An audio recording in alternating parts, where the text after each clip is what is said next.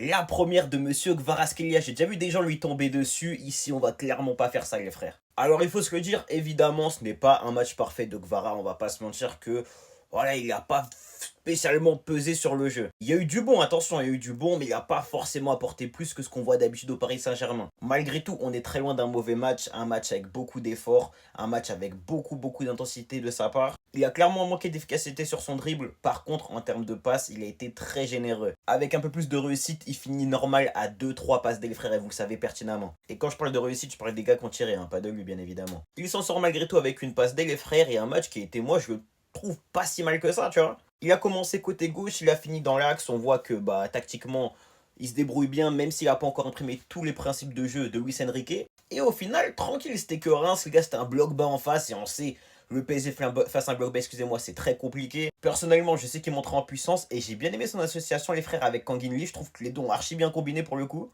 Les deux échangeaient souvent, il y avait une vraie complémentarité entre les deux permutés et tout, j'ai bien aimé. Et avec Ramos, on sent qu'avec un petit peu de temps de jeu en plus, il y a moyen que les deux arrivent à bien se trouver, tu vois. Franchement, Guevara, moi je trouve que ça démarre assez bien, vu qu'il y a une passe D, et en plus de ça, c'est que le début. Ça va monter fort les frères, rester dans... Enfin, même pas rester, monter dans le train.